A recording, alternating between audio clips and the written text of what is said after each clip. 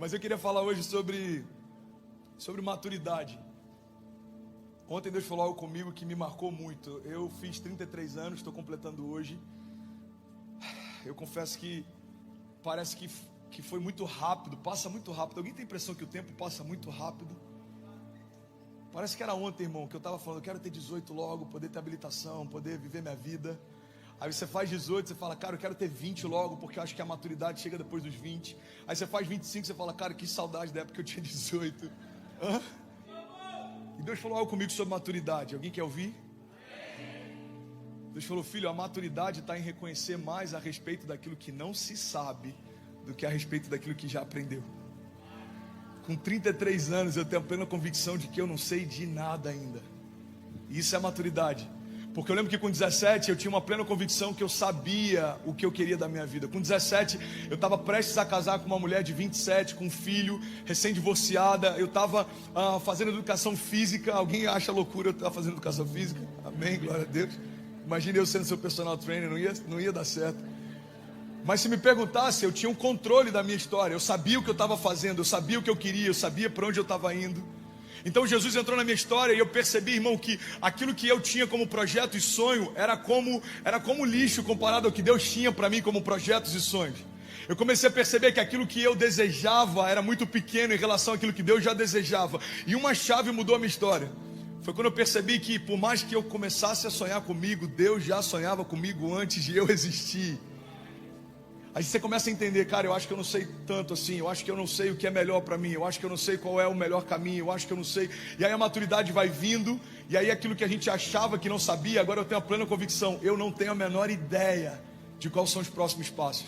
Eu não tenho a menor ideia do que fazer, eu não tenho a menor ideia para onde ir, eu não tenho a menor ideia de como começar a próxima estação, eu não tenho a menor ideia. E isso é maravilhoso, irmão, na nossa jornada de fé, porque isso se chama dependência.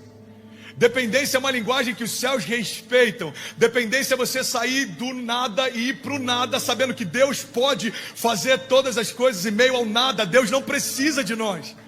Deus não precisa da nossa matéria-prima para fazer um milagre. Deus não precisa da nossa força para fazer algo novo acontecer. Deus não precisa de nós.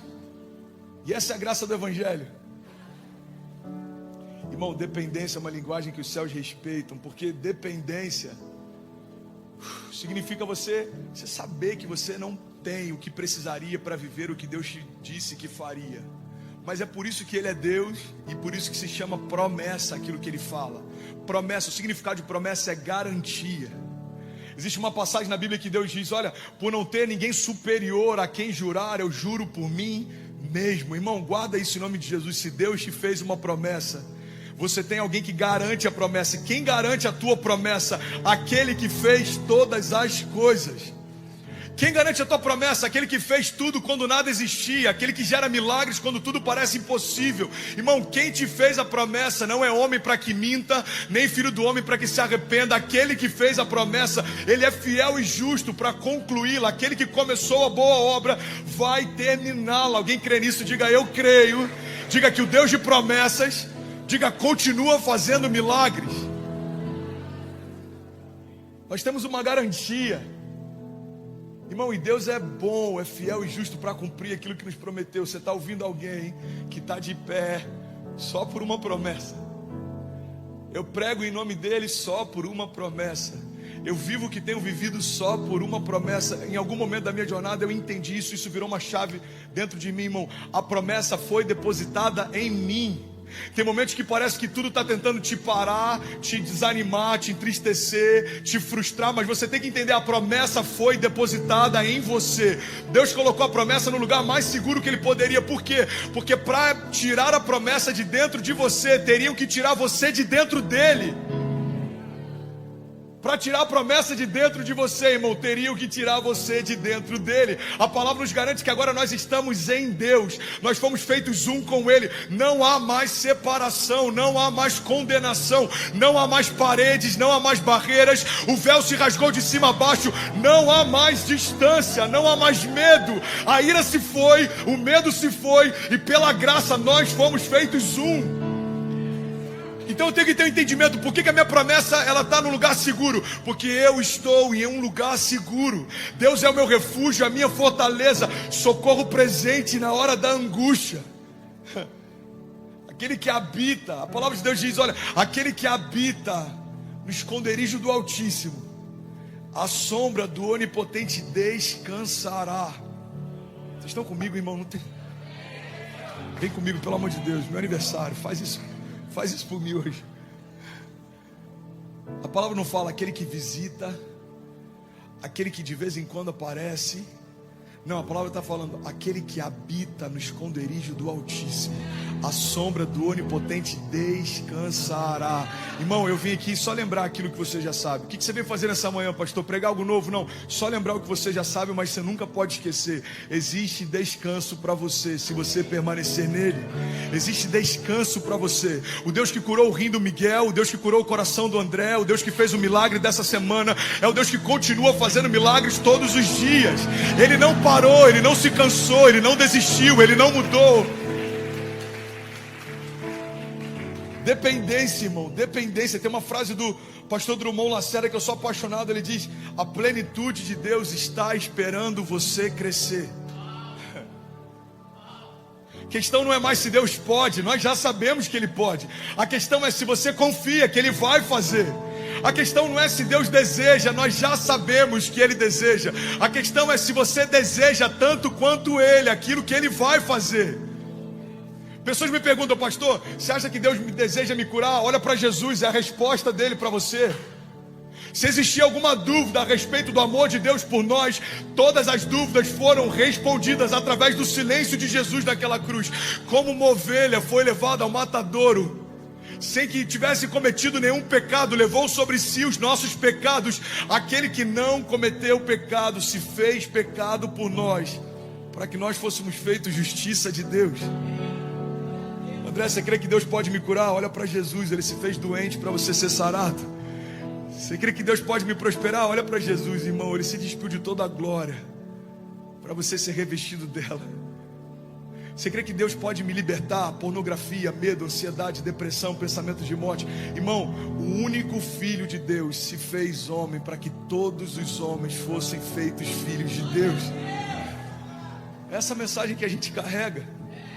A maturidade é entender que o maior exagero do Evangelho não é o milagre da casa própria, embora ele vai acontecer. Alguém crê nisso? Diga amém. O maior milagre do Evangelho não é darmos testemunhos que estávamos falidos e Deus nos prosperou, que andávamos de ônibus e agora temos 3 carros importados. Irmão, isso é como nada se comparado ao maior milagre do Evangelho. O maior milagre do Evangelho é Deus pegar um escravo e chamar de filho. É Deus pegar alguém que estava sujo, colocar novas vestes e se assentar junto com ele na sua mesa. Esse é o maior milagre do Evangelho, é um novo começo, é uma nova história.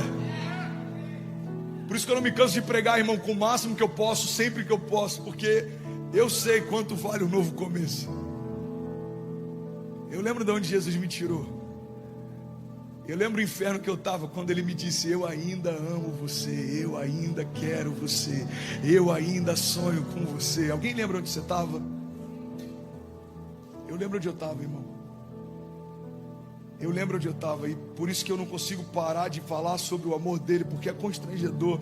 Irmão, a gente nasceu para isso, nós fomos formados para isso, e não tem outro lugar que faça mais sentido para a gente estar, senão na presença dele. Você foi chamado por Deus para viver algo eterno. Olha para mim, irmão. Você foi chamado por Deus para construir algo eterno, você foi chamado por Deus para edificar algo eterno. E a maturidade vem cada vez a gente ligar menos para aquilo que é nosso e se preocupar mais com aquilo que é dele. Ontem eu falei com os meninos, eu falei com o pastor Eric, falei com o Lê também. Eu falei: hoje eu acho que eu vou pregar, amanhã eu acho que eu vou pregar sobre os meus erros. Maturidade faz a gente entender onde a gente errou também, amém? Eu errei quando em alguns momentos eu valorizei mais a igreja do que a minha casa. Eu errei quando em alguns momentos eu me preocupei mais em fazer do que em me tornar. Eu errei quando em alguns momentos eu me preocupei mais com a força do braço do que com a graça da promessa. Mas a maturidade está em entender que o fato de eu ter errado no passado não significa que Deus abortou o que Ele tem para mim no futuro. Irmão, guarda isso em nome de Jesus. O inferno sempre vai querer discutir o teu passado, enquanto Deus continua liberando coisas a respeito do teu futuro. É você que escolhe com quem você vai sentar para conversar. O inferno vai tentar lembrar de quem eu era, o que eu fazia, mas Deus quer falar de quem eu sou nele, o que Ele vai fazer comigo. Irmão, então não me procura no meu passado, eu não estou mais lá. Eu não sou quem eu era, eu não faço o que eu fazia, eu não quero o que eu queria, eu não sonho o que eu sonhava, porque em Cristo Ele fez novas todas as coisas. E maturidade é entender que as coisas que eu vivi no passado não se compara com aquilo que Deus ainda vai fazer no futuro. Maturidade é entender, irmão, que santo não é quem nunca se suja, como diz o pastor Márcio, é quem sempre se lava. Maturidade é entender que por mais que eu erre, Deus continua disposto a me dar as mãos e me colocar de pé de novo. Maturidade é entender que é tudo sobre Ele. Maturidade é entender que aquilo que a gente faz, mesmo que a gente sofra algumas coisas que são leves e momentâneas, elas não se comparam com a glória eterna que está sendo gerada sobre nós e pesa mais do que todas essas coisas. Maturidade é entender, irmão, que Jesus não morreu por uma religião, Jesus morreu por você. Maturidade é entender que o poder do sangue de Jesus é superior a qualquer poder e autoridade na terra ou debaixo da terra. Maturidade é entender que o nome de Jesus não é um jargão evangélico, ou uma frase de impacto, ou uma frase colada no para-brisa de um carro, ou no para-choque de um avião. Jesus é o nome sobre todo nome. E quando a minha boca se abre e esse nome é liberado, irmão, poder de ressurreição é liberado também. Maturidade é entender, irmão, que eu só sou um canal. Tudo é dele. Tudo é dele. Maturidade é entender mordomia. Nós somos bons mordomos. Deus deu coisas para nós, estão conosco, mas não são nossas. Maturidade é entender que quanto mais eu dou, mais Deus me confia para que eu dê mais. Maturidade, como Bill Johnson diz, é entender que quando nós damos tudo para Deus, Ele nos dá mais para ofertarmos ainda mais. Tem alguém que está comigo ainda nessa manhã, pelo amor de Deus? Eu avisei que eu não queria pregar hoje, eu só queria chorar hoje. Eu não tenho nenhuma grande palavra, nenhuma grande mensagem, eu não tenho nenhuma chave bem organizada, nenhum tópico, mas eu queria de verdade compartilhar com vocês. 33 anos está me fazendo pensar muito sobre aquilo que eu ainda não sei, aquilo que eu ainda não vivi, aquilo que eu ainda não toquei, os milagres que eu ainda não presenciei. Sabe, eu me orgulho, eu me alegro, eu acho que esse termo faz mais sentido, eu me alegro em ver tudo que Deus fez até aqui. Mas me constrange saber que existem milagres que eu ainda não vivi. Eu ainda não vi mortos ressuscitando pessoalmente. Eu quero ver, alguém aqui quer ver? Eu já vi olhos se abrindo, eu já vi pessoas paralíticas se levantando, eu já vi rins sendo reconstruídos, eu já vi surdos ouvindo, eu já vi, alguém que já viu isso? Mas Deus me garante que existe mais, eu quero mais de Deus, eu quero mais de Deus. Maturidade, irmão, faz a gente entender que a nossa maior derrota pode ser a gente parar na nossa última vitória. Maturidade faz a gente entender que o ano passado foi incrível, mas existem coisas novas que Deus quer fazer. Maturidade nos faz entender que por mais que a gente esteja cansado, a gente não pode parar de se mover. Maturidade, a gente entender que não vai parar enquanto Ele não disser pare. Deus disse para você parar, não, então não pare. Porque enquanto Ele não te der uma nova palavra, a palavra que Ele te deu primeiro não foi anulada. Deus diz faça, faça. Deus diz vá, vá. Deus diz confie, confie. Deus diz descansa, descanse, irmão.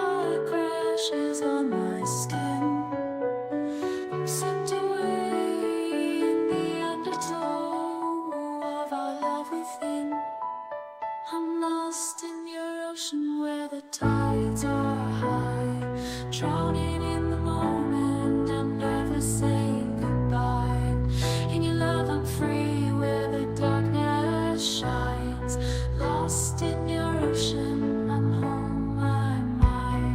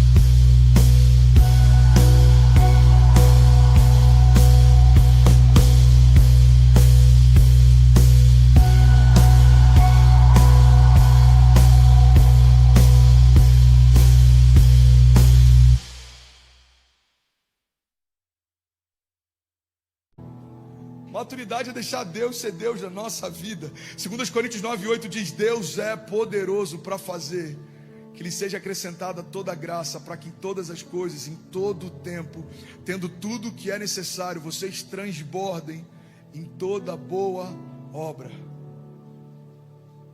Irmão, eu quero em nome de Jesus declarar aqui: se você se posicionar, o mundo vai ser diferente por causa de você. Se você se posicionar, coisas vão ser diferentes por causa de você. O teu sim pode mudar histórias, o teu sim pode mudar famílias, o teu sim pode gerar milagres, o teu sim pode abalar o mundo.